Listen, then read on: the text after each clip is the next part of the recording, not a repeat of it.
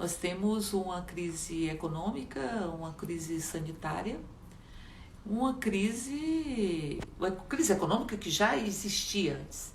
Nós vimos um PIB de 1,1%, de 40 milhões de brasileiros na informalidade, de vários brasileiros trabalhando menos do que gostariam de trabalhar. E esse quadro se agudizou com a crise sanitária que não tem respostas do ponto de vista do governo federal. O governo federal não tem um comando. Aliás, o orçamento da saúde, ele não aplicou para o enfrentamento da pandemia, ele não aplicou nem 30%.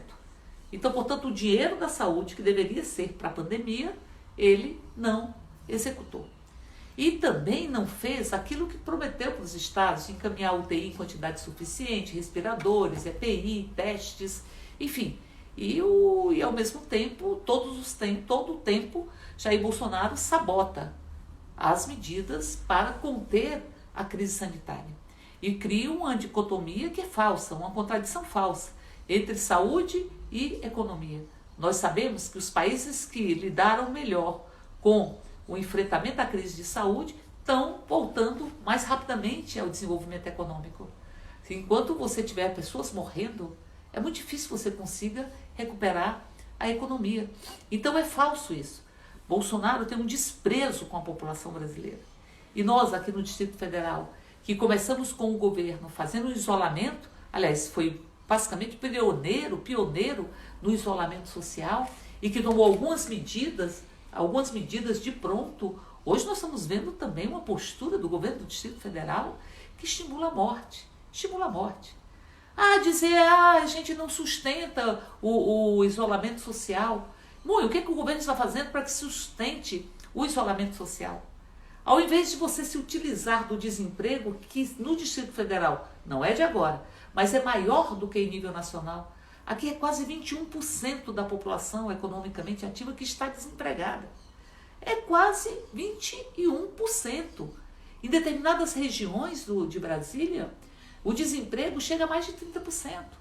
Então, ao invés de você se aproveitar do desemprego, que é fruto da ausência de políticas eficazes do governo do Distrito Federal, é de você tentar políticas para eliminar o desemprego, o governo se utiliza do desemprego para levar as pessoas para a morte, para romper um isolamento e para fazer com que a cidade haja na normalidade que não existe. E aqui nós estamos com a curva em ascenso, o número de mortes em ascenso. E neste quadro, nenhuma evidência científica aponta que é preciso abrir toda a cidade. Tem critérios para que você venha a ir flexibilizando o isolamento social. Critérios como, por exemplo, a curva em descenso, como suporte na área de saúde para atender particularmente os casos mais graves. O governo fala de um hospital de campanha no presídio que deveria ter sido inaugurado há mais de um mês atrás. E ele emite dados que não são dados que estão de acordo com levantamentos de outras instituições, de outros órgãos. Por isso nós estamos de acordo que tenhamos na bancada do Distrito Federal, no Congresso Nacional, uma comissão para acompanhar as ações do governo do Distrito Federal para o enfrentamento à própria pandemia. E em nível nacional, o quadro é de sabotagem completa. O governo Bolsonaro está destruindo o Ministério da Saúde. Destruindo. São dezenas de militares que estão assumindo os postos do Ministério da Saúde sem qualquer tipo de experiência com saúde pública. E que estão destruindo políticas, não apenas as políticas necessárias para o enfrentamento à pandemia, mas políticas históricas que resistiram a vários governos e que agora estão desconstruídas, destruídas, como está sendo destruído também a política de educação. Nós tivemos um ventríloco caricato do obscurantismo no Ministério da Educação que fugiu do país, se utilizando do passaporte diplomático que ele não teria mais direito de utilizar. Esse não elaborou qualquer tipo de respostas efetivas para as demandas e as necessidades da educação. Nós temos o Fundeb, que é o fundo que financia a educação básica, que está para se exaurir ainda este ano e que nós queremos que seja aprovado na Câmara o novo Fundeb, para entrar na Constituição, para dar estabilidade. Então nós estamos vivenciando esse caos de um presidente da República que sabota a política de saúde. Sabota. Eu fiz um requerimento de informação para saber quantos comprimidos de cloroquina o governo produziu. Porque a notícia que nós temos é que o laboratório farmacêutico do Exército, que produzia 125 mil comprimidos de cloroquina por ano para enfrentar malária e outras doenças, passou a financiar mais de 1 milhão de comprimidos, a produzir mais de 1 milhão de comprimidos. Então, portanto, é recurso jogado fora, porque o governo Bolsonaro tirou 2 ministros, porque eles defendiam o isolamento social, que é defendido por todos os técnicos, por todo o corpo acadêmico, pela Organização Mundial de Saúde. Então ele tirou o ministro, porque defendia o isolamento social e porque resistiam a implementar o cloroquina, que o próprio Estados Unidos já não está mais liberando, porque se descobriu não apenas que não tem efeito no enfrentamento à Covid-19, mas que faz mal, que aumenta os efeitos nas doenças cardíacas e outras mais. O próprio Instituto Einstein também não está mais implementando a cloroquina. E 2 ministros caíram porque defendiam o isolamento social e porque resistiam com relação à cloroquina. Então o governo Bolsonaro se apropriou do Ministério da Saúde. O Ministério da Saúde não é mais centro para políticas públicas baseadas na ciência e baseada na experiência que a academia, que os profissionais do Ministério, os profissionais brasileiros, cientistas brasileiros têm. Ele passa a ser alguém que está lá para responder ao que o Bolsonaro quer, independente da ciência. Aliás, tem gente que diz que a Terra é plana dentro do próprio governo. Dentro do próprio governo. E que ideologiza a ação, as ações relativas ao enfrentamento à pandemia. É um desrespeito com o povo brasileiro. É muita dor para o povo brasileiro. Mais de 62 mortes. E quem parte é sempre o amor de alguém. Diz a manifestação que os agentes culturais de Brasília fizeram durante várias vezes para dizer quem parte é amor de alguém.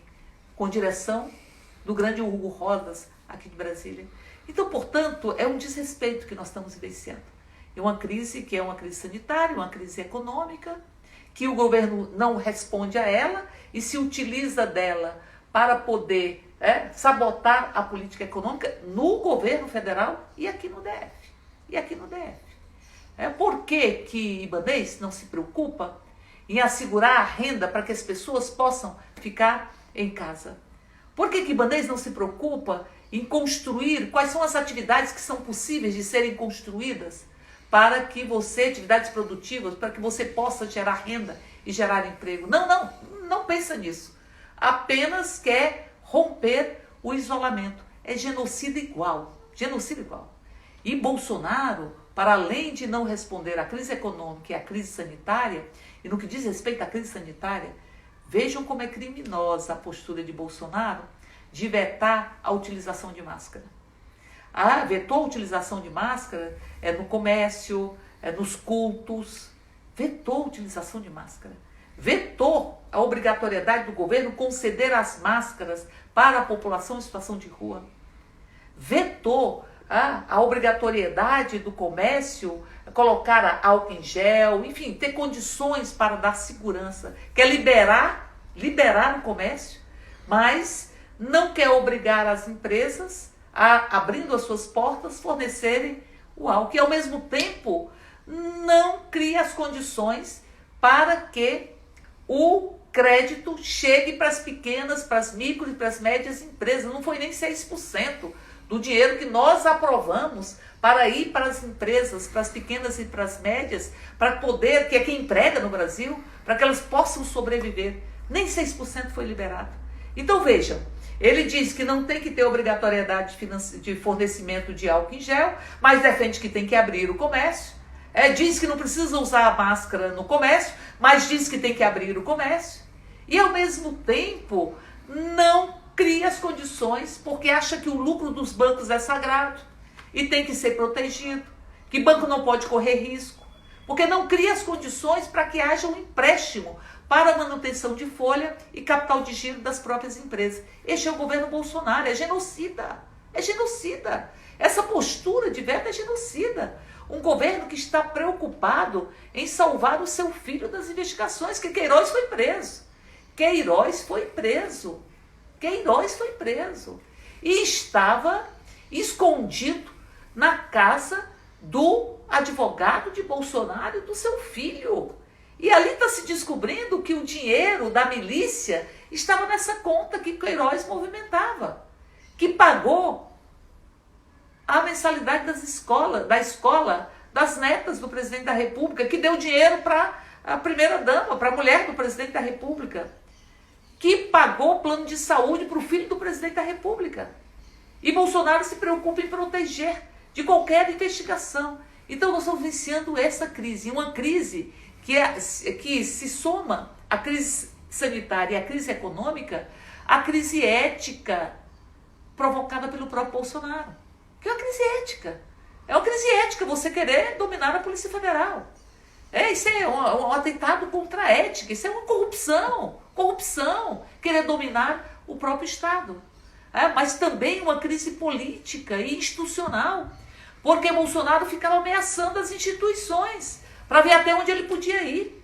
Ameaçando o Supremo, participando de manifestações de fechamento do Supremo, de fechamento do Congresso, aplaudindo as manifestações contra a democracia, ele mesmo ameaçando o país com AI-5, ameaçando o país com as salas escuras de tortura, com a censura, porque está censurando, o Ministério da Saúde está censurando os seus profissionais, eles não podem falar com a imprensa. Os servidores do IBAMA também foram proibidos de falar com a imprensa. Está censurando peças audiovisuais que falam da temática LGBT, censurando a propaganda no Banco do Brasil, que fala da diversidade. Nós estamos vencendo isso. Isso é a realidade que invade as nossas casas e que vai roubando a esperança do povo brasileiro, roubando os corpos do povo brasileiro e que faz a gente ver as pessoas chorando de joelhos, pedindo uma UTI, um respirador para o seu ente querido. Isso cola na nossa pele, cola na nossa alma. Isso cola. E isso é desprezado pelo governo Bolsonaro. É como se não houvesse uma pandemia. Os seus apoiadores assumem as tribunas do parlamento para dizer que o país está muito bem. E Bolsonaro batendo carteira, que é apropriação indébita. Na minha terra a gente chama de bater carteira. O que é a apropriação indébita de Bolsonaro? Dizer que o auxílio emergencial é coisa dele. Não é. Ele queria R$200. Ele queria R$200. E foi o parlamento que conseguiu R$600. Agora ele disse que é ele e ele não. Foi o parlamento. E ele não queria, e tinha dito que não podia prorrogar o auxílio emergencial porque não tinha dinheiro. Mas sabia que o parlamento ia aprovar a prorrogação. Aí tentou se antecipar e evitar que o parlamento pudesse impor a prorrogação, porque iria aprovar a prorrogação. E aí prorrogou por mais 2 meses, sob pressão. Prorrogou sobre pressão. E ao mesmo tempo agora dizer que ele é responsável pela transposição do Rio São Francisco, uma obra que mais de 90% dela já estava concluída, e que ele e só não foi concluída antes, porque eles golpearam Dilma. Porque senão ela seria concluída antes, mas atrasou-se muito, porque eles golpearam Dilma. Golpearam Dilma para retirar os nossos direitos. Golpearam Dilma para tentar vender o país, e a gente está resistindo para dizer que eles não vendem o país, mas agora privatizaram a água. O governo que liberou mais de R$1 trilhão para os bancos diz que precisa vender, privatizar a água, porque precisa de 700 bilhões para atingir a meta daqui a alguns anos. Mais de R$1 trilhão ele liberou mais de R$1 trilhão para os bancos. E ainda possibilitou que o Banco Central comprasse os títulos de empresas que estavam na mão do banco, títulos que o banco não conseguia vender. O Banco Central foi lá e comprou, ou pode comprar, foi autorizado a comprar. Isso é o país que nós estamos vencendo. Quando eles venderam o pré-sal, abriram mão de R$1 trilhão nos próximos 10 anos. R$1 trilhão de impostos. Este é o país que está sendo vendido.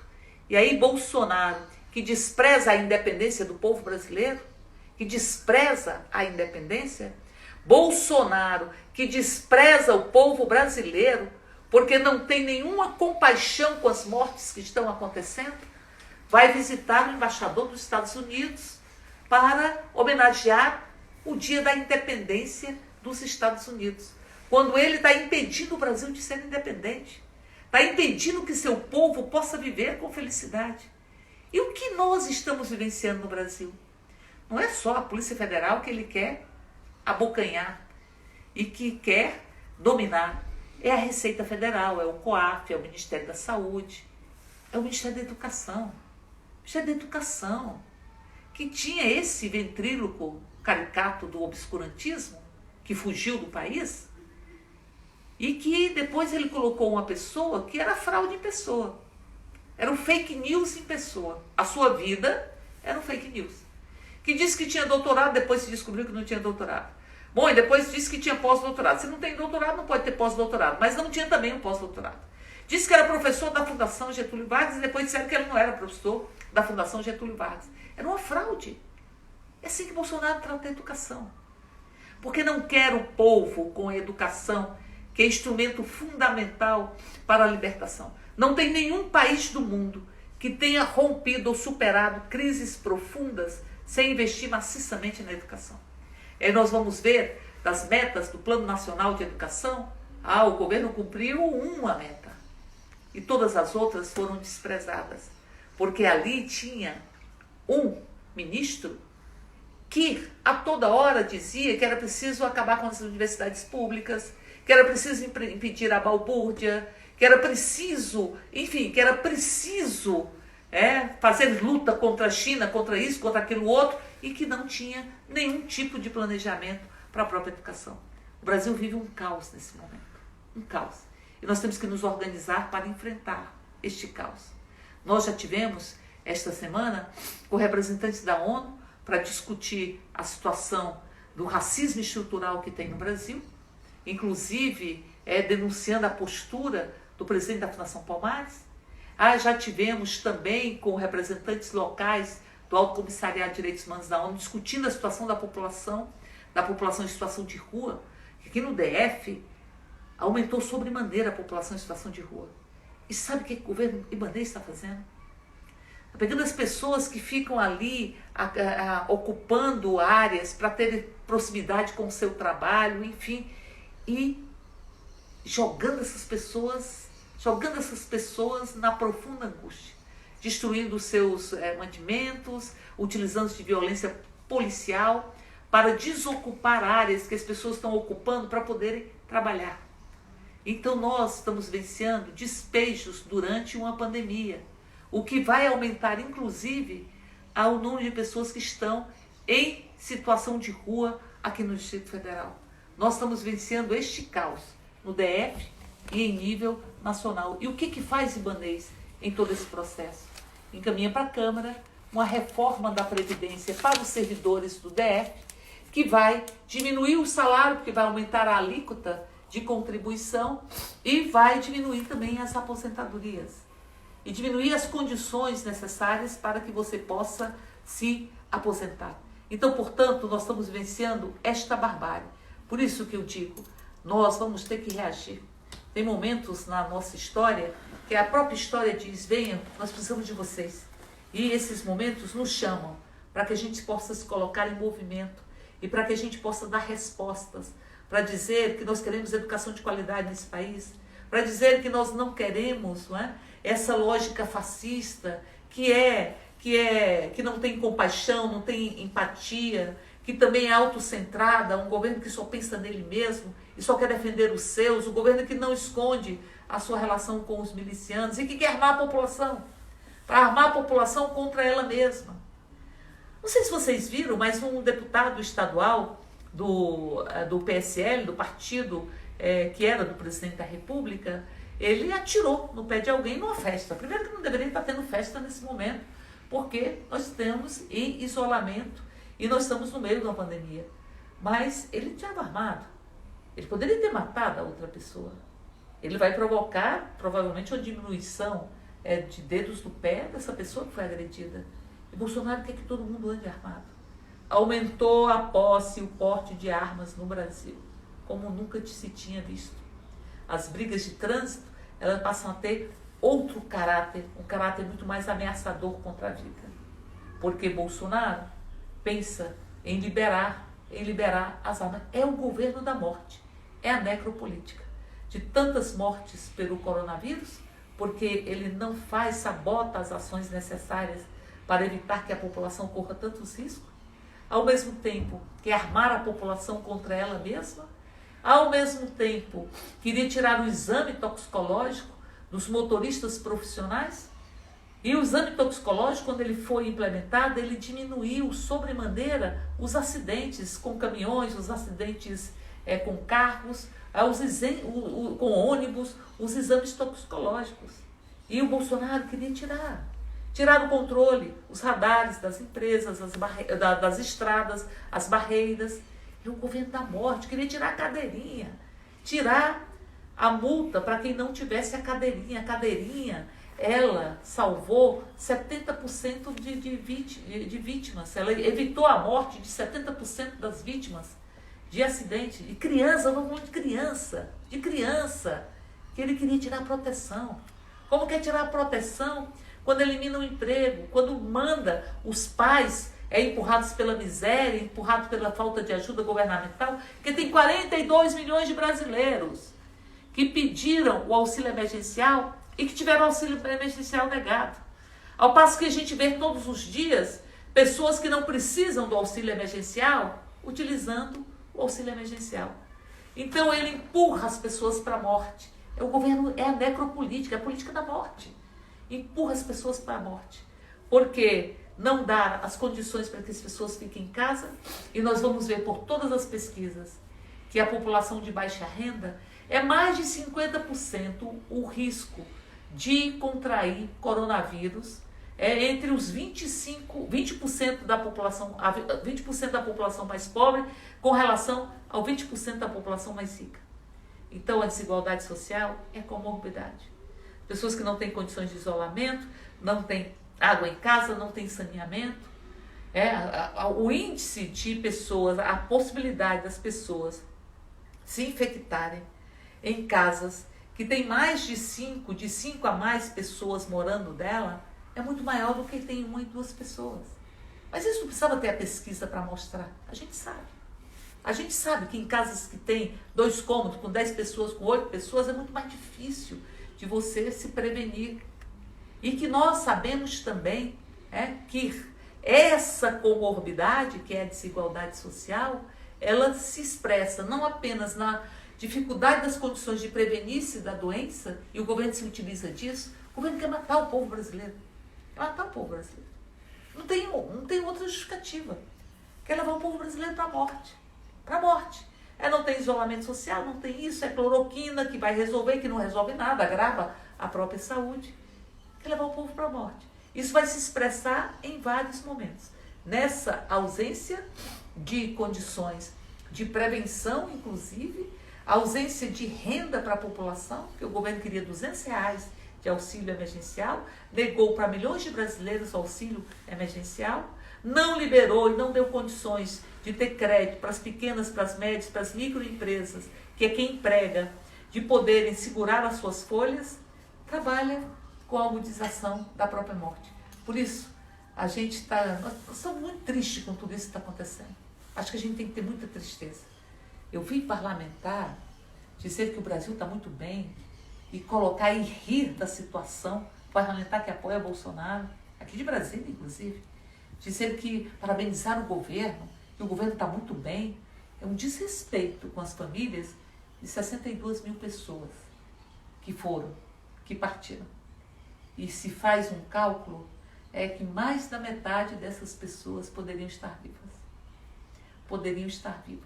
Grande parte das mortes que aconteceram nesse país seriam evitadas. Você não poderia ter a pessoa que você ama indo embora. Ela poderia estar com você. Poderia estar com você. Porque quem parte, dizem os poetas, é sempre amor de alguém. E por isso, eu encerro essa conversa lembrando da partida da Juliana Pacheco.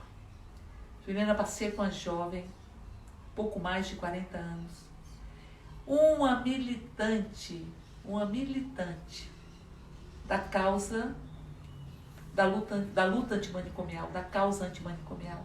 Uma militante, uma guerreira, com muita amorosidade, com muita serenidade. E ao se submeter a uma cirurgia cardíaca, nos deixou.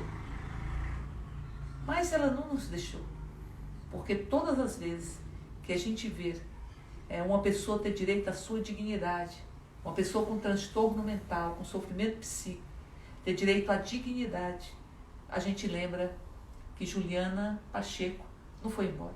Ela se encantou, está encantada nas nossas vidas. E é a ela que a gente presta as nossas homenagens, homenageando também todas as pessoas que foram pelo coronavírus, mas particularmente dizendo que Juliana vai deixar muita saudade. Essa cirurgia cardíaca que de certa forma a levou, mas que a deixou dentro de nós por toda a sua história. Por toda a sua história. Tem pessoas que deixam muita saudade, mas fala o poeta que saudade não é ausência, é presença. E tem pessoas que ficam dentro da gente, pelo que nos ensinaram a ver, pelo que nos ensinaram a sentir, porque fizeram a gente acreditar mais na humanidade. Um abraço muito grande para os familiares da Juliana, que vai na nossa luta por uma sociedade mais justa e mais igualitária. E nossos mais profundos sentimentos a todos os familiares das mais de 62 mil pessoas que foram embora em função do coronavírus, e muitas delas, a grande maioria delas, poderia estar conosco se nós tivéssemos um presidente que não fosse autocentrado e que tivesse tanta ausência de compaixão.